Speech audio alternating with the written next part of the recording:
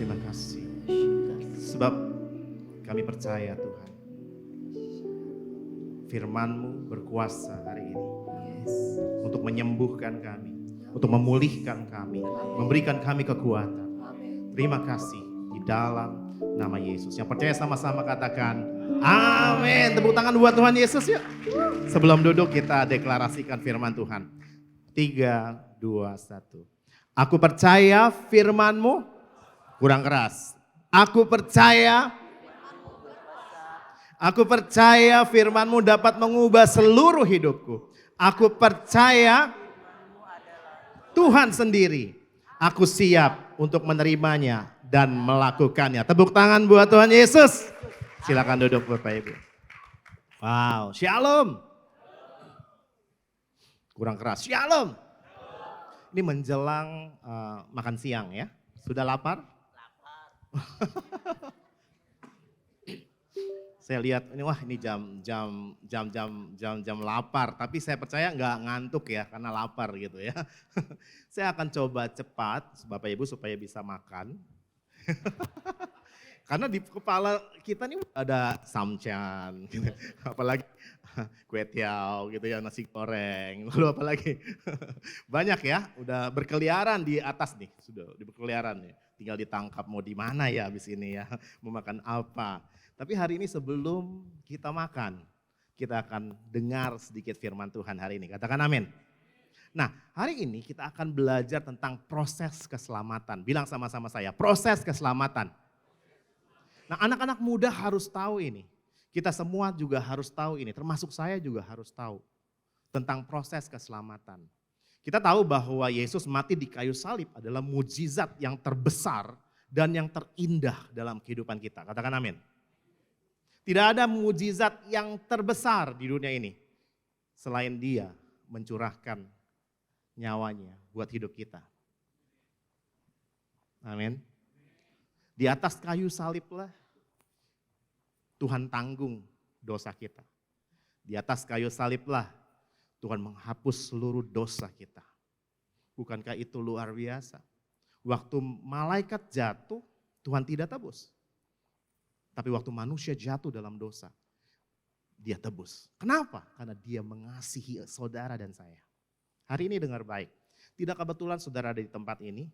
Saya percaya Tuhan begitu mengasihi saudara. Katakan amin. Nah, proses keselamatan. Kalau kita baca di sini dalam Yohanes 10 ayat 10. Dikatakan pencuri datang hanya untuk mencuri dan membunuh dan membinasakan. Aku datang supaya mempunyai hidup dan mempunyainya dalam segala kelimpahan. Itu tujuan Kristus datang ke tempat ini. Itu tujuan Yesus untuk datang dan mati di kayu salib. Untuk apa? Memberikan hidup. Bilang sama-sama saya. Memberikan hidup. Memberikan harapan. Kalau Yesus mati di kayu salib, artinya Tuhan memberikan harapan kepada kita. Harapan untuk hidup kekal. Sekarang belum kekal, betul? Tapi nanti kita akan kekal. Artinya ada satu proses nih. Dari kita terima Yesus sampai dengan hidup kekal nanti. Itu yang namanya keselamatan yang sempurna. Amin. Hari ini kita sudah selamat, sudah, tapi belum sempurna. Loh kok belum sempurna? Kesempurnaan keselamatan itu nanti waktu saat kita terima, diangkat ke sorga. Itu keselamatan yang sempurna. Nah, kalau kita lihat di dalam, oke, next mungkin. Oke, balik. Oke. Nah, kita tahu 25 Desember, lalu Desember itu merupakan hari kelahiran Yesus ya, orang kita merayakan di sana. Dan di situ dikatakan ada ayat yang sangat begitu mendasar di dalam hati saya sejak saya kecil. Nah, Yohanes 3 ayat 16. Saudara tentu sudah hafal ini, betul? Sudah hafal? Merem juga sudah hafal? Gitu ya. Yohanes 3 ayat 16, firman Tuhan katakan begini. Karena begitu besar kasih Allah akan dunia ini, sehingga Ia telah mengaruniakan anaknya yang tunggal, supaya setiap orang yang percaya kepadanya tidak binasa, melainkan beroleh hidup yang kekal. Kalau saudara baca ayat ini bukan cuma sekedar dia mengaruniakan saja. Tapi ada satu proses dari tahapan dari engkau percaya sampai engkau mendapat hidup yang kekal. Ini satu proses, saudara. Jadi waktu kita terima Yesus bukan berarti sudah selesai. Bukan. Bukan, nanti saya akan jelaskan. Waktu kita terima Yesus, itu adalah satu tahapan pertama untuk kita maju ke tahapan berikutnya. Nah, kita akan baca nanti. Ibrani 2 ayat 3. Banyak orang, sampai saudara siapkan Ibrani 2 ayat 3. Banyak orang beranggapan, oh sekali terima Yesus sudah, kita selamat. Kita mau buat dosa tetap selamat. Kita mau main-main hidupnya kita selamat. Mumpung masih muda.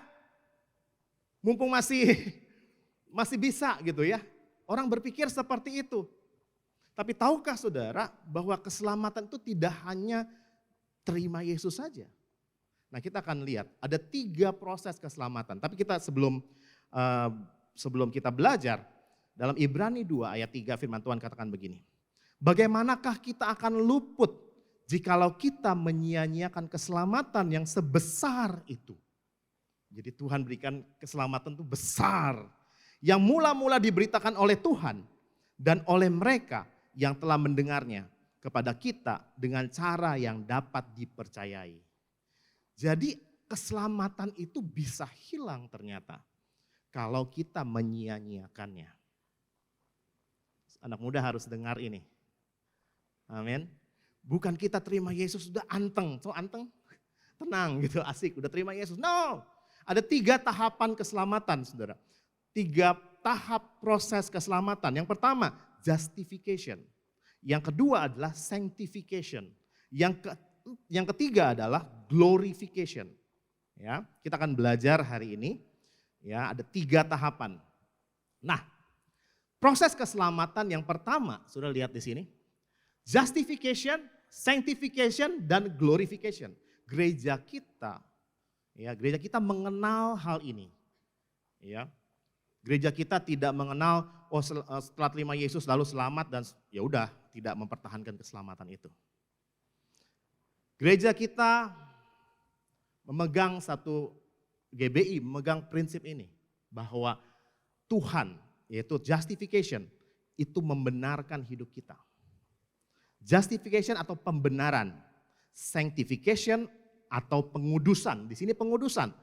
Lalu di sini pemuliaan. Kita dimuliakan. Jadi ini adalah tahap ya dari kita terima Yesus sampai kepada kita akan menerima hidup yang kekal. Inilah yang pertama adalah justification, save from the penalty of sin. Kita bebas atau kita diselamatkan dari apa? Upah dosa. Hukuman dosa. Dan yang kedua adalah sanctification. Sanctification ini pengudusan. Di sini kita save from the power of sin. Kita aman dari apa? Dari kuasa dosa. Lalu yang ketiga adalah save from the presence of sin. Jadi kita tidak lagi dapat dosa itu masuk dalam hidup kita. Di tahap yang kita ada di tahap di mana nih? Saudara ada di tahap di mana? Saudara mungkin udah tahap pertama sudah terima Yesus semua? Sudah. Ada yang belum? Sudah ya. Sudah lahir baru. Di sinilah tahap yang pertama, kita lahir baru terima Yesus. Dan kita masuk tahap yang kedua hari ini. Di mana kita harus bisa mempertahankan iman kita di dalam Kristus. Makanya kita setiap kali kita hidup, bangun pagi gitu ya, atau di pekerjaan, atau di mana saja, kita dihadapkan dengan pilihan-pilihan, betul? Nah kita akan bahas nanti. Nah apa itu justification? Yang pertama, we are justified, we are completely forgiven for all sin and clothed positionally before God with the righteousness of Jesus Christ. This happened when we hear gospel and believe. Ini terjadi ketika apa justification? Terjadi ketika kita menjadi percaya kepada Tuhan. Jadi waktu saudara menerima Yesus sebagai Tuhan dan Juru Selamat, artinya saudara dibenarkan. Bilang sama saya, dibenarkan. Justification. Ketika kita dibenarkan, kita sepenuhnya diampuni segala dosa kita dan mengenakan kebenaran Yesus di hadapan Allah. Hal ini terjadi ketika kita mendengar Injil dan percaya. Jadi proses yang pertama adalah justification. When people hear the gospel and believe, they are justified by God. Tuhan mengampuni selamanya. Jadi waktu kita berbuat dosa, setiap orang berbuat dosa dan kehilangan kemuliaan Allah. Ya. Setiap orang, termasuk anak-anak. Makanya penting sekali orang tua untuk setiap kali memastikan untuk anaknya menerima Yesus. Menerima Kristus sebagai Tuhan dan Juru Selamat. Tugasnya bukan tugas guru sekolah minggu. Tugasnya bukan tugas orang lain. Tapi tugasnya adalah tugas orang tua. Siapa yang sudah menikah di sini? Tugas orang tua adalah membawa anak-anak saudara kepada Kristus. Sejak apa? Sejak dari kandungan. Hei nak, kamu percaya Yesus ya? Hei nak, dari kecil terima Yesus. Ajak mereka terima Yesus berulang-ulang. Gak apa-apa. Pastikan mereka terima Yesus. Pastikan mereka terima Yesus. Karena upah dosa itu maut. Enggak ada yang bisa menghindar ini. Ya. Nah, jadi Tuhan mengampuni kita sepenuhnya. Saudara tahu waktu perjanjian lama kita tahu bahwa Musa diberikan tuntunan oleh Tuhan. Bagaimana caranya untuk mendekat kepada Allah. Yaitu dengan membawa korban perdamaian. Korban penghapus dosa. Agar umat bisa diperdamaikan dengan Allah. Dan itu berulang-ulang. Ibrani katakan begini, Ibrani 10 ayat 11 sampai 12. Selanjutnya setiap imam melakukan tiap-tiap hari pelayanan dan berulang-ulang mempersembahkan korban yang sama sekali tidak menghapus dosa. Itu hanya gambaran saja pada saat nanti Yesus Kristus akan mati di kayu salib. Sudah paham di sini ya? Jadi korban itu adalah cara untuk manusia bisa mendekat kepada Allah. Dalam perjanjian lama ini udah belum makan berat lagi ya. Astaga, ini pendeta.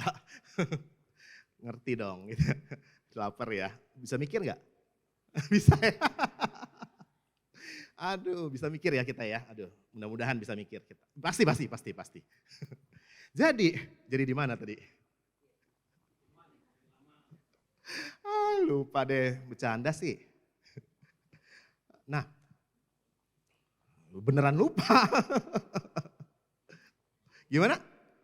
Korban, ya perjanjian lama ya. Lupa kan? Nah ini adalah gambaran. Ya perjanjian lama adalah gambaran.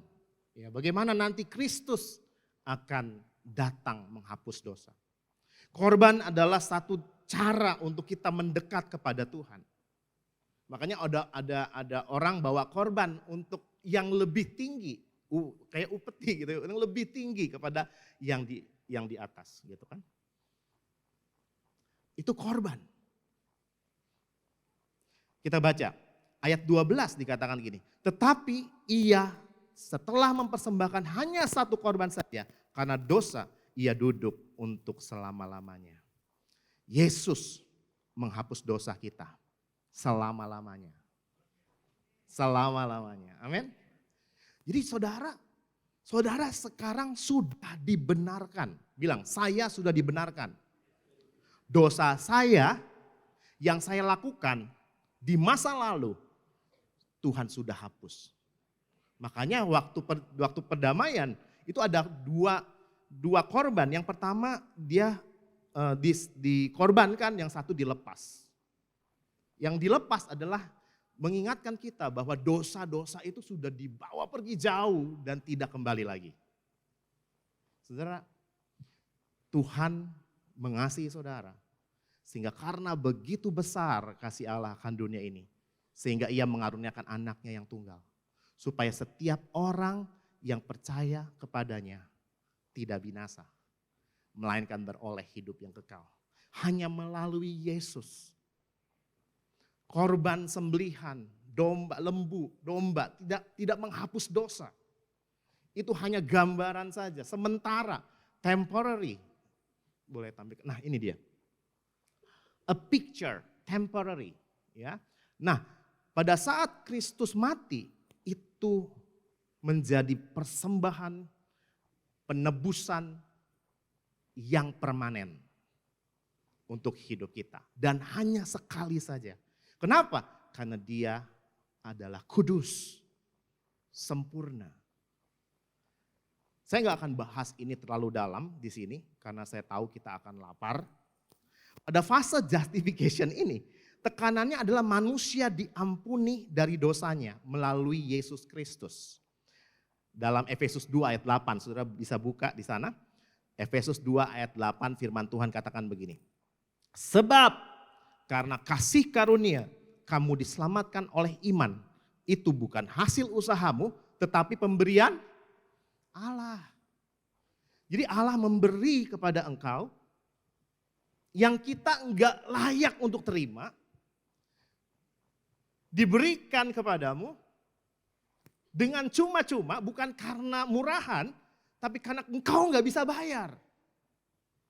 Di sini semua pasti punya dosa. Dan upah dosa pasti maut. Ada dosa yang tidak diakui atau disembunyikan sekalipun. Ujungnya adalah maut. Ada suami yang menyimpan dosa seumur hidupnya. Ada istri yang menyimpan dosa seumur hidupnya. Di sini enggak ada. Ada anak-anak yang menyimpan dosanya sendirian. Tapi saya mau katakan hari ini.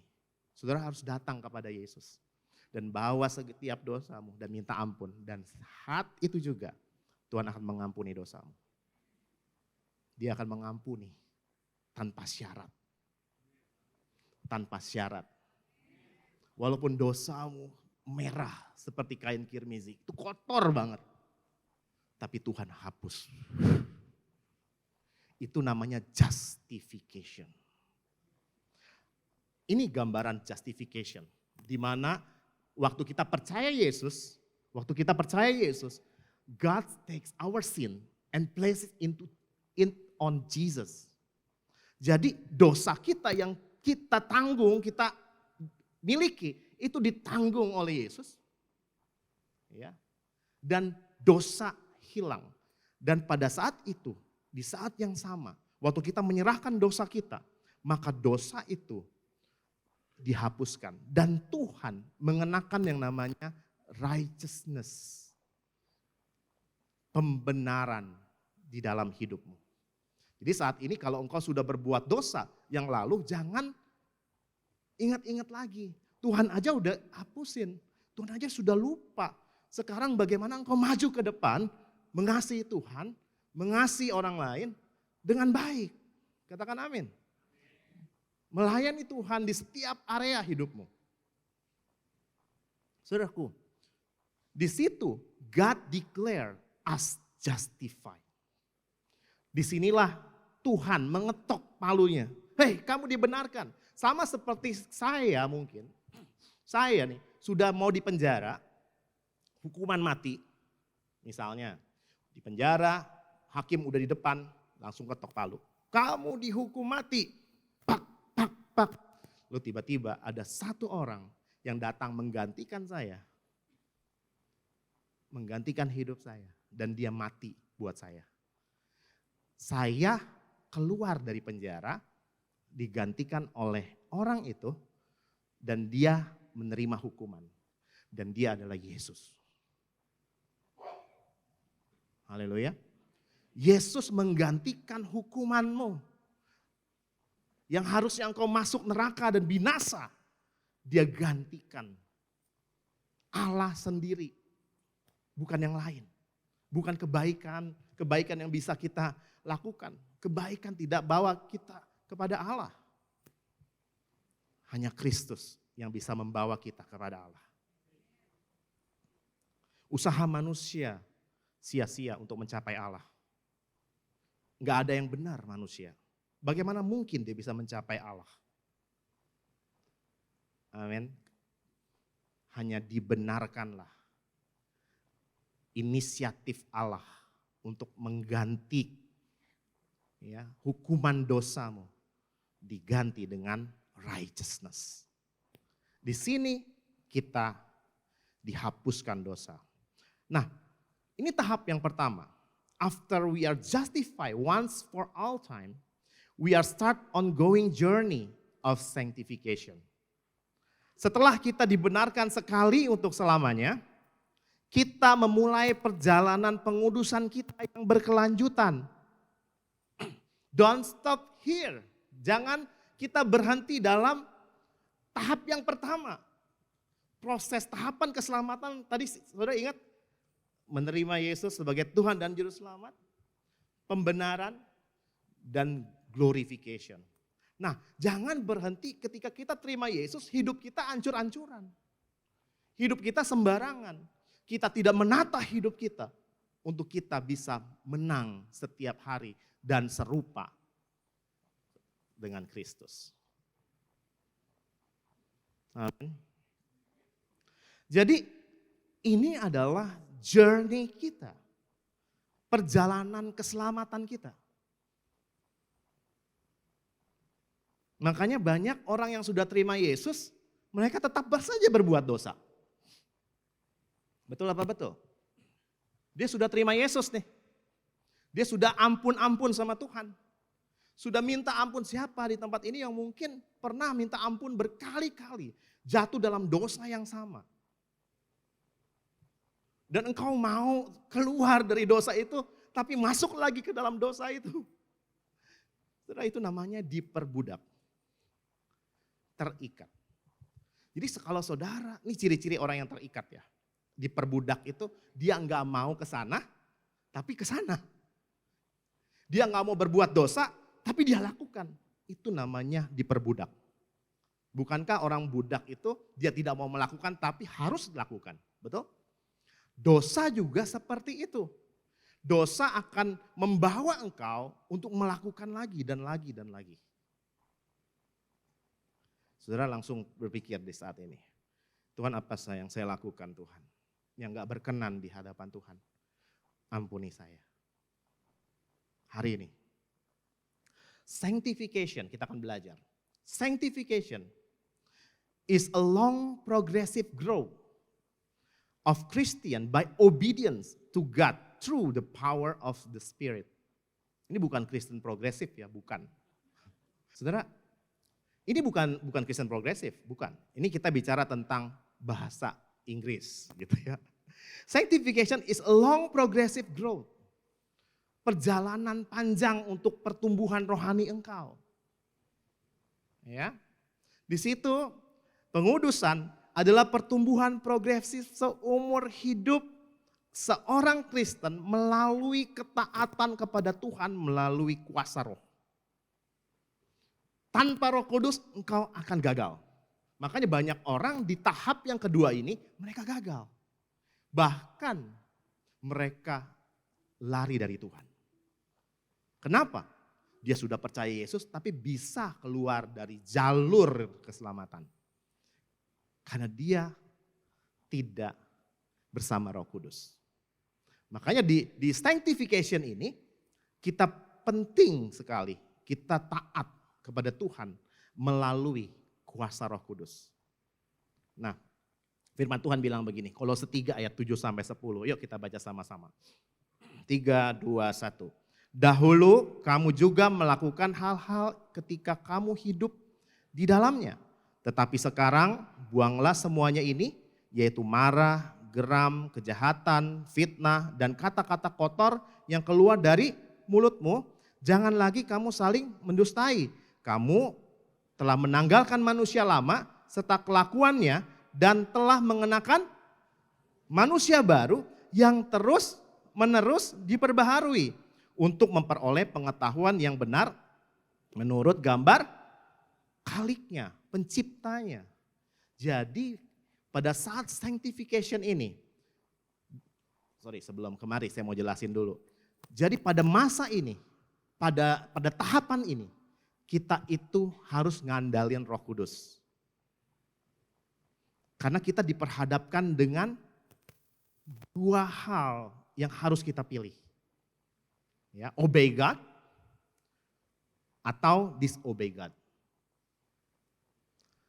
Karena ada sifat natur kita, ya, sifat manusia kita, manusia lama. Makanya Tuhan mau kita hidup menurut roh, jangan keinginan daging, gitu. Nah, disinilah banyak orang yang gagal. Dan Tuhan mau kita obey God. Nah, choice, pilihan kita dari setiap temptation, dari setiap godaan-godaan, kita bisa kuat kalau apa? Kalau Roh Kudus tinggal dalam hidup kita.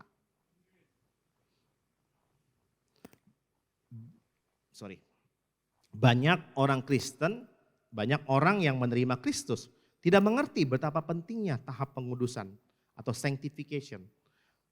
Ya, di sini dalam 1 Korintus 6, nanti saudara bisa buka dalam ayat 19 dan 20 ya.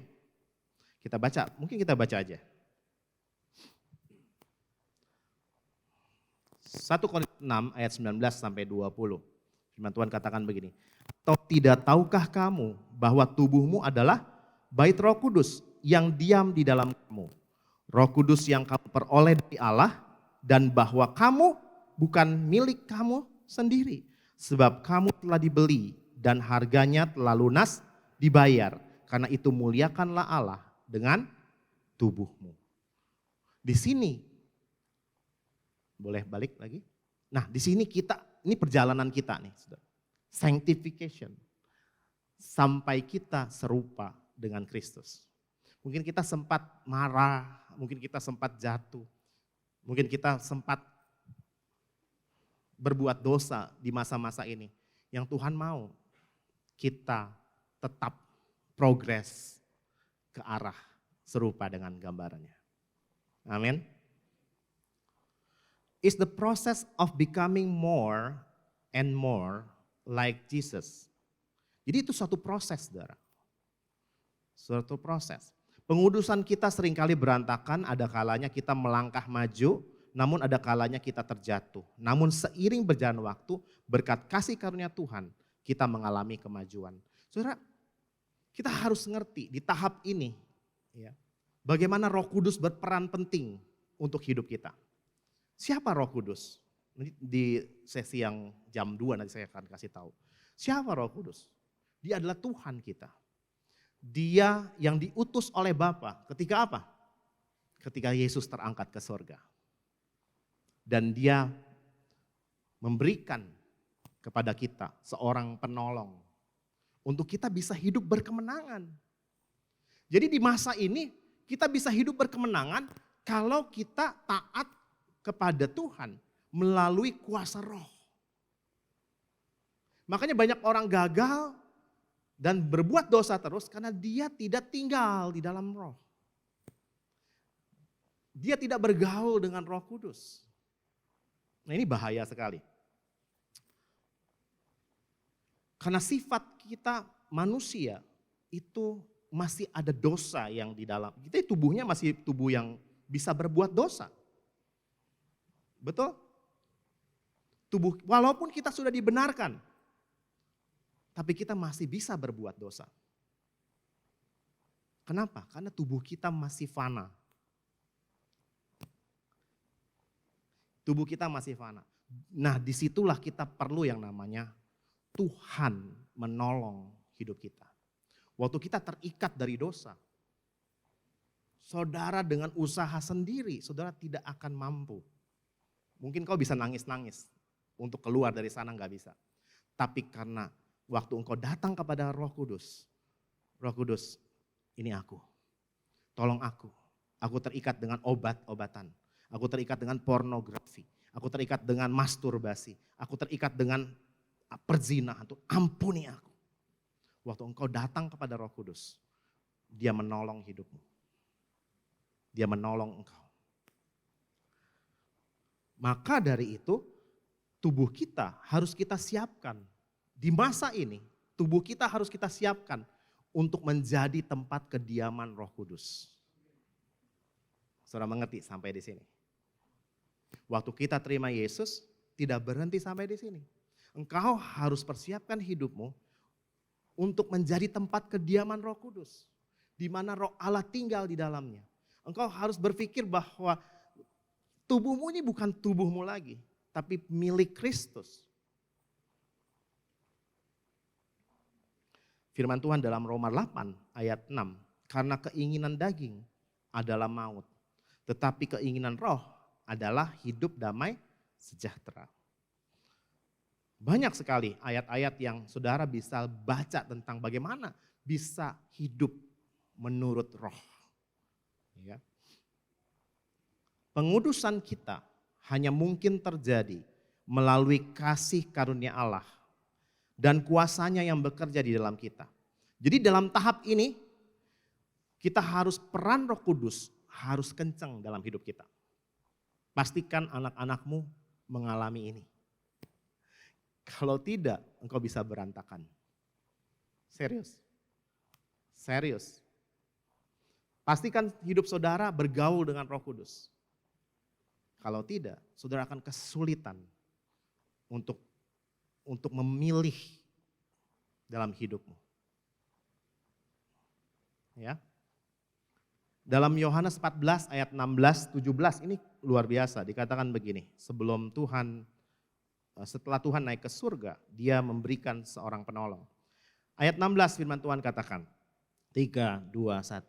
Aku akan minta kepada Bapa dan ia akan memberikan kepadamu seorang penolong yang lain, supaya ia menyertai kamu selama-lamanya, yaitu Roh kebenaran. Dunia tidak dapat menerima dia, sebab di dunia tidak melihat dia dan tidak mengenal dia. Tetapi kamu mengenal dia, sebab ia menyertai kamu dan akan diam di dalam.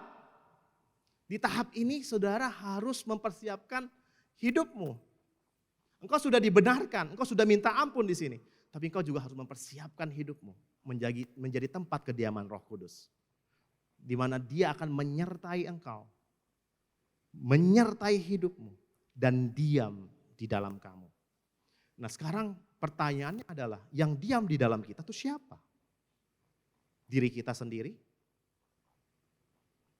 Atau si jahat kah?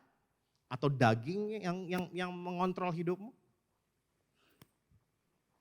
Yang Tuhan mau, dia akan diam di dalam kamu. Ayat 26, tetapi penghibur yaitu Roh Kudus yang akan diutus oleh Bapa dalam namaku, dialah yang akan mengajarkan segala sesuatu kepadamu dan akan mengingatkan kamu akan semua yang telah kukatakan kepadamu. Wow.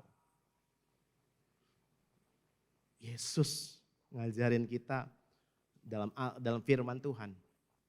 Tuhan akan ingatkan kita. Makanya waktu kita mau melakukan kesalahan, kalau Roh Kudus ada di dalam hidupmu, dia akan mengingatkan kamu. Nak, jangan nak. Nak, jangan nak. Waktu saya tidak tahu harus berkata apa lagi kepada anak saya. Anak saya itu usia, dia udah kuliah, semester 5 mungkin. Ketika itu dia punya seorang teman dekat, wanita, tapi belum sepadan dengan ia masih Kristen tapi Kristen sebelah gitu ya.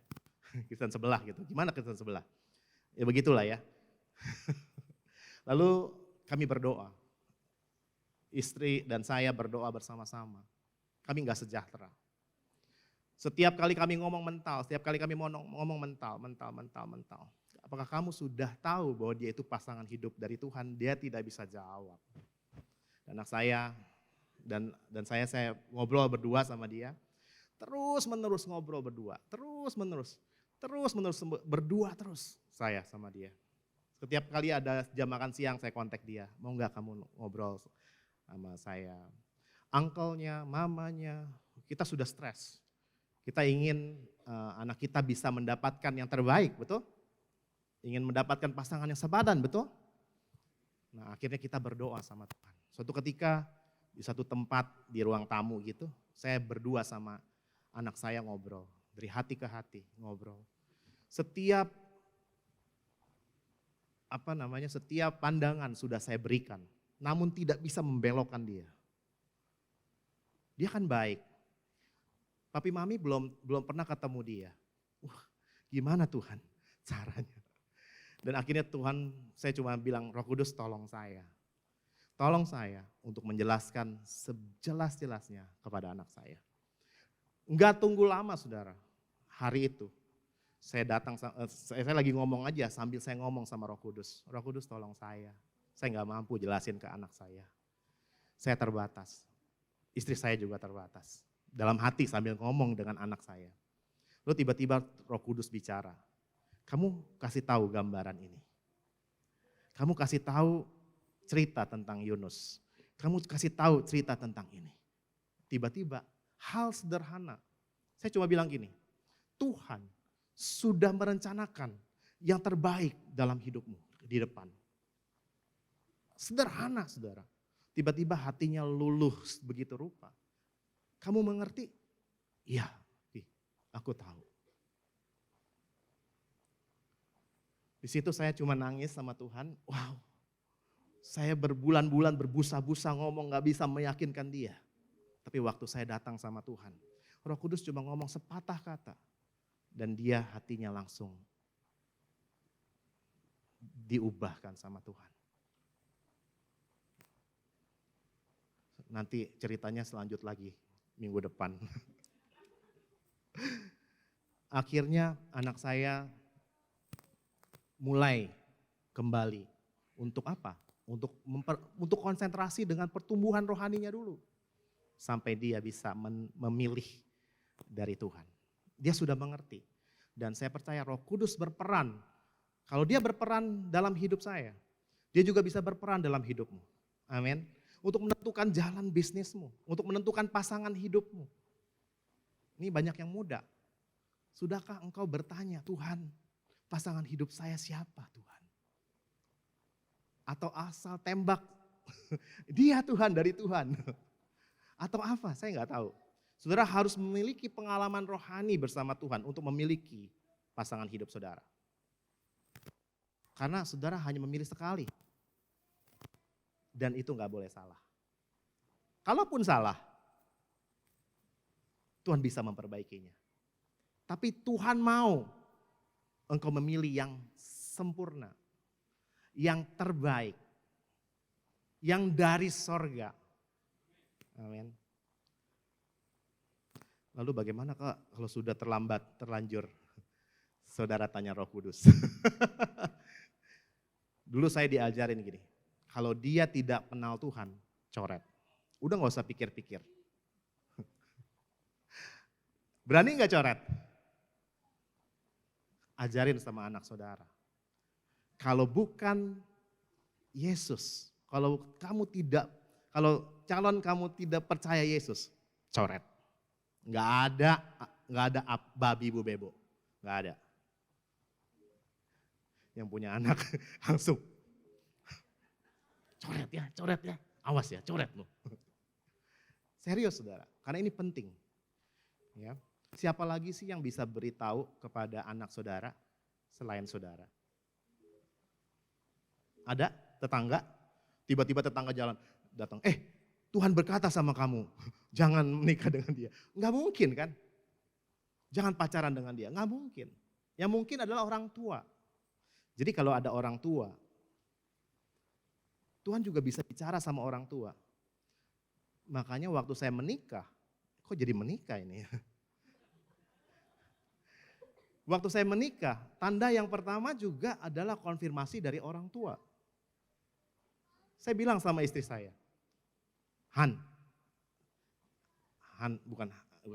bukan Hansip ya, Hani, Han, kami Saya bilangnya kakak waktu itu. Dia sekolah minggu, saya sekolah minggu.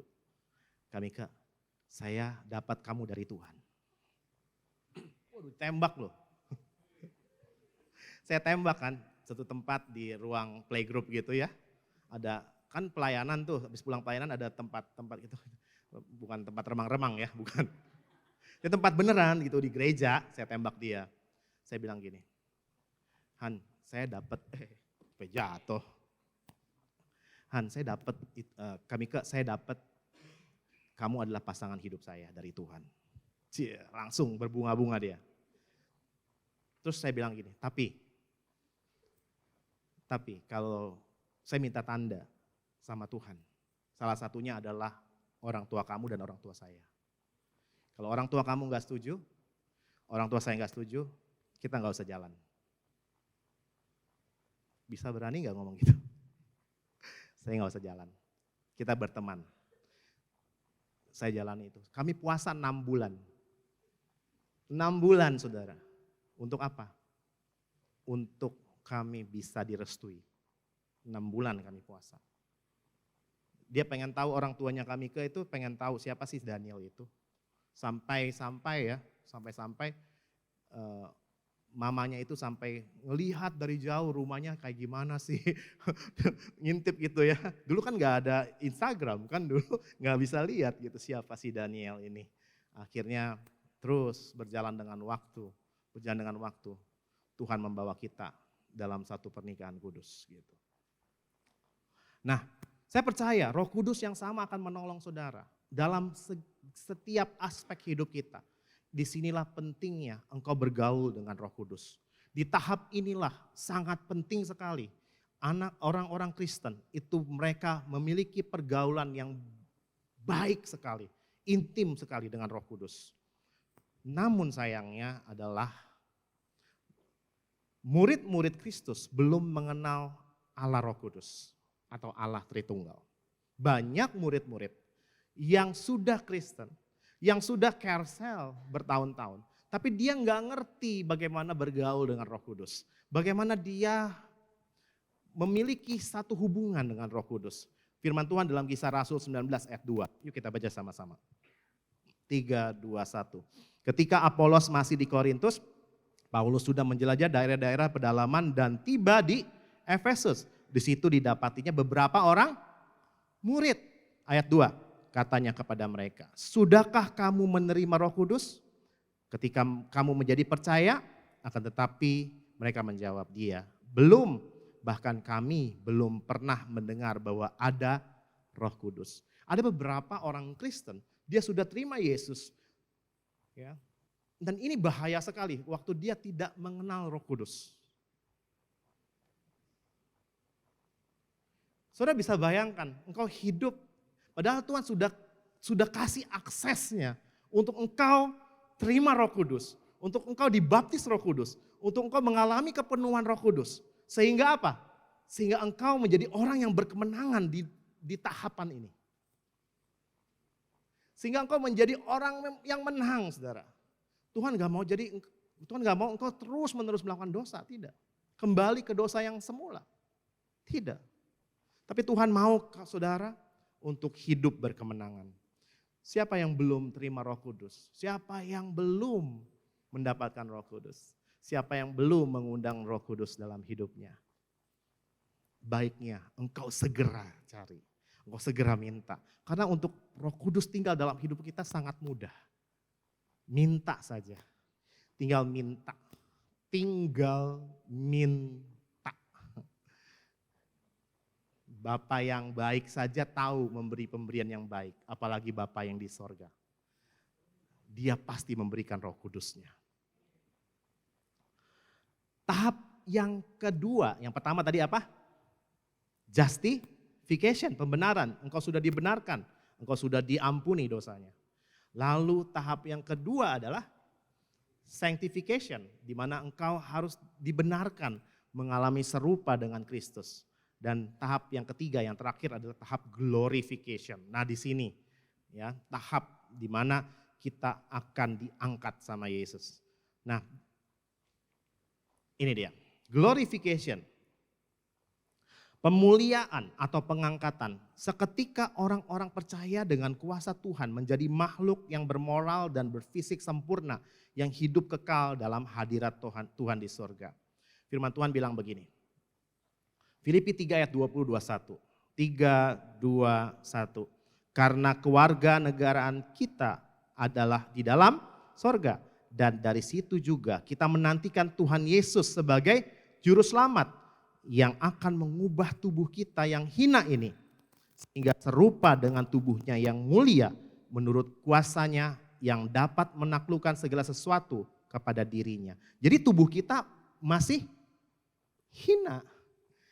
Yang mengubah tubuh kita yang hina ini.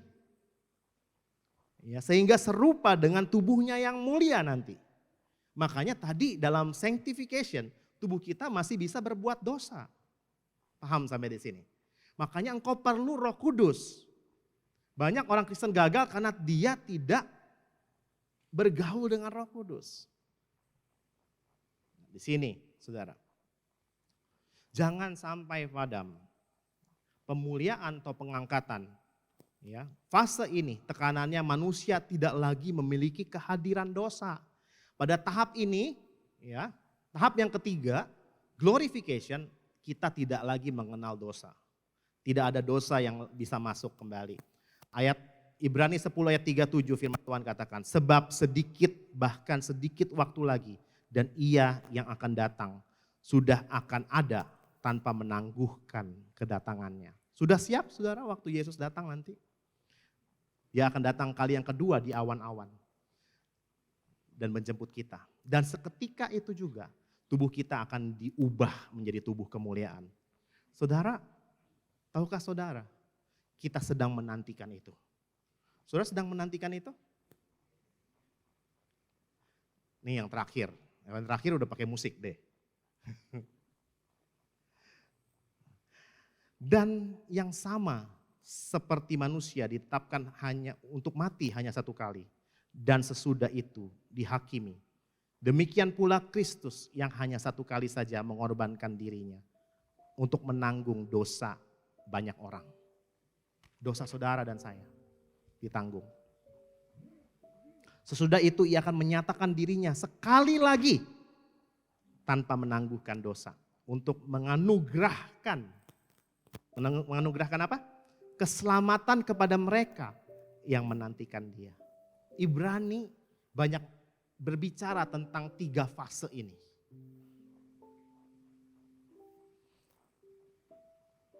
Orang percaya saat ini masuk dalam keadaan ini. Saat ini kita ada di sini. Kita belum di sini.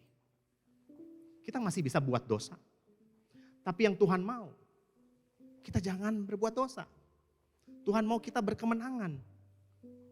Dengan cara apa? Undang Roh Kudus masuk dalam hidupmu. Pembenaran leads to pengudusan. Pengudusan mengantar engkau kepada pemuliaan. Hari ini dengar baik. Jangan sampai dosa terus membelenggu hidupmu. Dan engkau akhirnya jatuh ke bawah. Tapi yang Tuhan mau, waktu engkau mendapat pilihan-pilihan hidupmu, bahkan untuk berbuat dosa sekalipun, engkau memilih yang benar. Engkau tidak memilih untuk berbuat dosa. Karena Tuhan sudah mati. Hanya satu kali saja untuk menebus hidupmu. Mau enggak engkau melepaskan hakmu untuk engkau hidup bisa berkenan kepada Tuhan. Kadang kita ingin anak muda ya, ingin kita enjoy di masa hidup kita. Tapi tahukah Tuhan punya rancangan yang besar di masa mudamu sekalipun. Hari ini izinkan Tuhan menjamah hidupmu. Buka hatimu hari ini. Kalau ada dosa yang perlu engkau selesaikan, selesaikan. Kalau ada hal yang perlu engkau selesaikan hari ini. Agar tubuhmu bisa menjadi tubuh di mana Tuhan bisa tinggal dalam hidupmu. Di mana Roh Kudus bisa tinggal dalam hidupmu. Mari tundukkan kepala, kita berdoa. Anugerahmu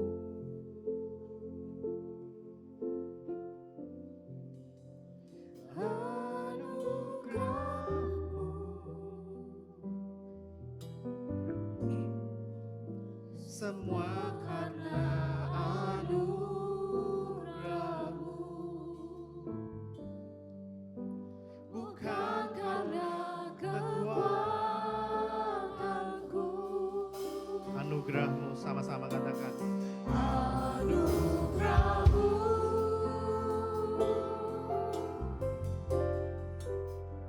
anugerah-Mu, Tuhan, kasih dan sayang-Mu, sumber kekuatan bagiku. Sama-sama katakan penyertaan-Mu Tuhan. Penyertaan-Mu Tuhan. Mari tundukkan kepala. Siapa di tempat ini yang mau menyerahkan hidupnya sepenuhnya kepada Tuhan? Hadir-Mu di hidupku, terutama bagiku. Penyertaan-Mu, penyertaan-Mu. Tuhan mau menyertai hidupmu. Mau enggak kau beri hidupmu? Segalanya bagiku, hadir-Mu di hidupku, terutama. Mari angkat tangan. Katakan anugerah-Mu, anugerah-Mu,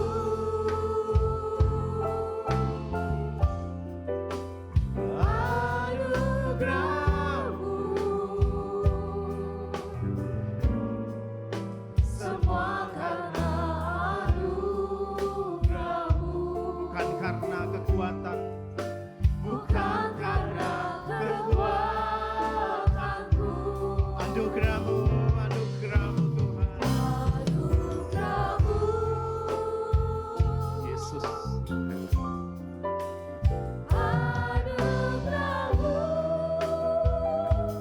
Tuhan, kasih dan sayang-Mu, sumber kekuatan bagiku. Saudara, saya minta ambil waktu sedikit saja, 1 menit ke depan. Pejamkan matamu. Lihat siapa dirimu. Lihat siapa dirimu sekarang.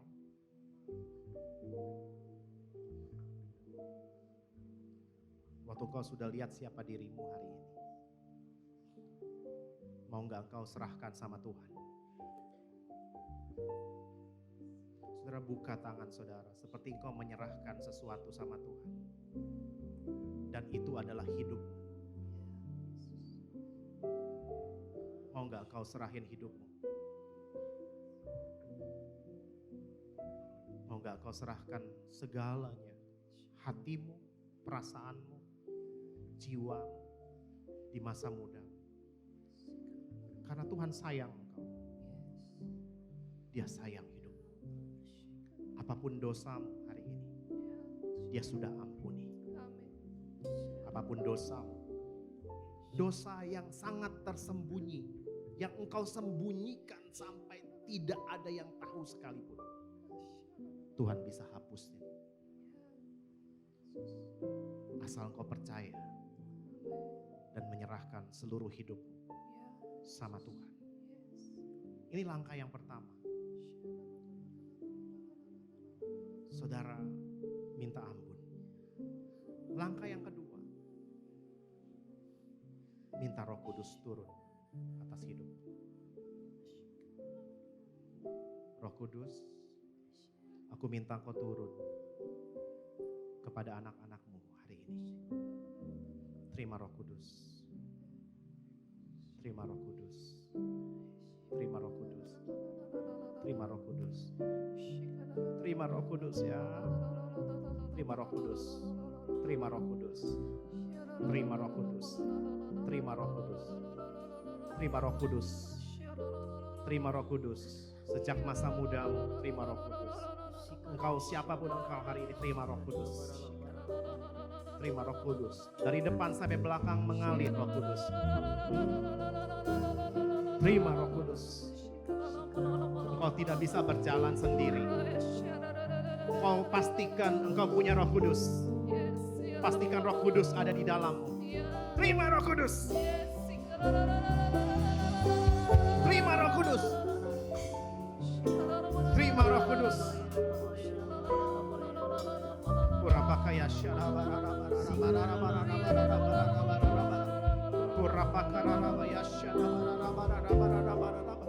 terima Roh Kudus ya.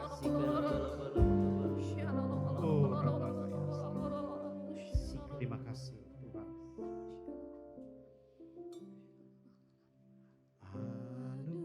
Anugerah-Mu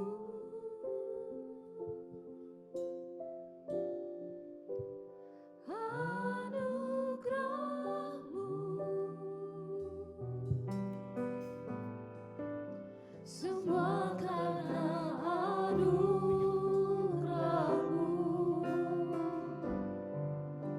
bukan karena kekuatanku.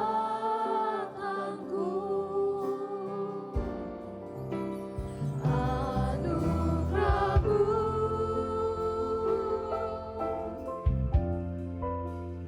anugerah-Mu,